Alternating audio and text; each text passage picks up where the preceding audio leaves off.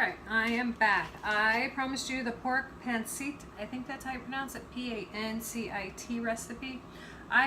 It calls for 1 pound of boneless pork loin chops, half-inch thick, cut into thin strips. Gosh, I can't even talk tonight, I apologize.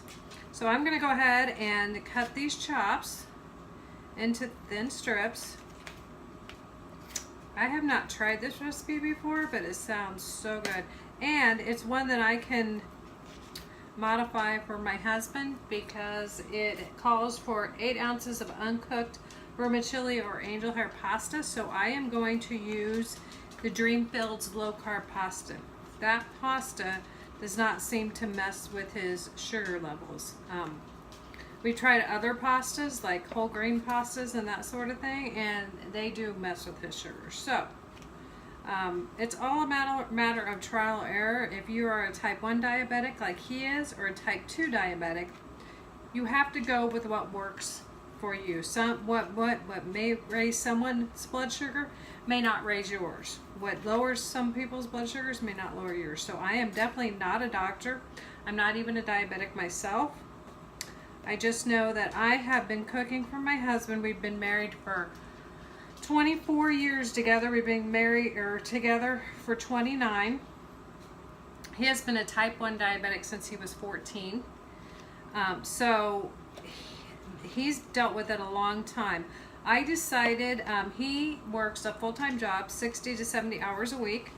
And I decided a long time ago, if he could work that hard to provide for our family, then it was my job to do what I could to make sure that he ate well and had the foods that he needed to be able to go to work every day and do what he needed to do to provide for us. So in some people's minds it may seem outdated way of thinking, back to like the 50s housewife type thing, but I'm telling you, I'm far from a 50s housewife type thing.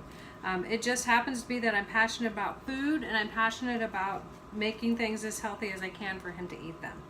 So that's basically where I'm coming from on that.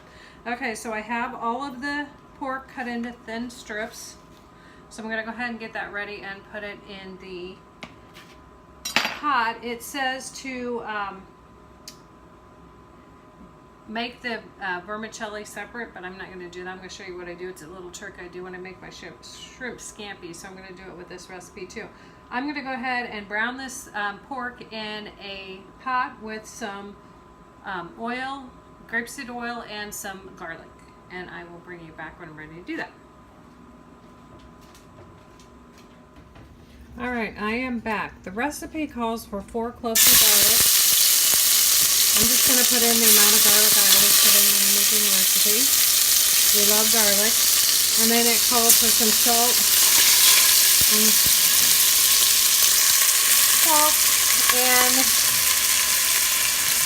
the garlic. So I just sprinkled my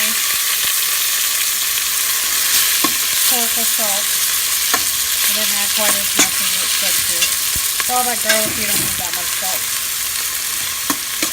Go ahead and brown up this pork.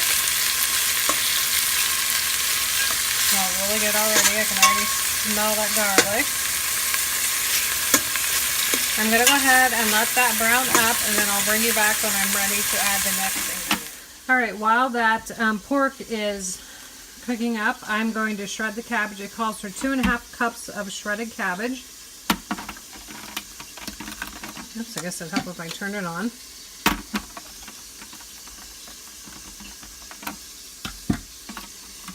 Very well.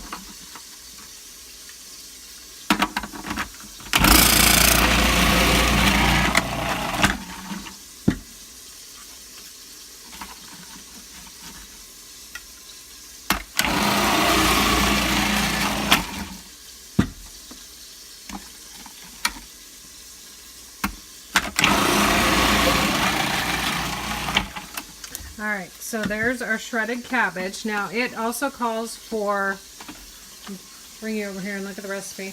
It also calls for 1 medium carrot julienne. I cheated this week. I bought my carrots already cut up into little pieces, and a cup of fresh snow peas. Well, my husband does not like snow peas, so we're going to substitute broccoli for that. So I will get those 3 going in them ready to go in the pot, but I'm going to do the noodles first. I'm going to go ahead and use the chicken broth I drained yesterday off the chicken and some water, and I'm going to cook the noodles in the pan with the pork. So that's a little tip I have. I do that with my shrimp scampi also. Instead of dirtying a second pot just to cook the noodles, I'm going to do those with the pork. So I will bring you back when I'm ready for that step.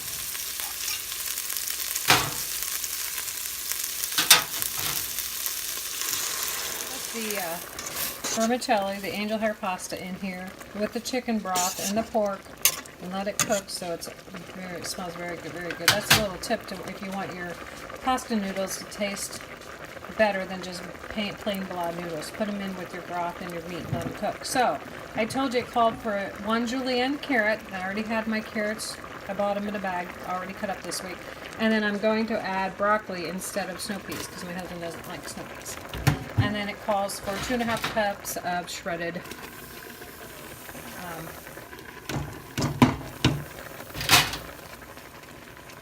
cabbage, and then I'm going to add a tablespoon of the onion paste. I'm going to let that stir up. It already smells delicious. I can imagine how it's going to taste.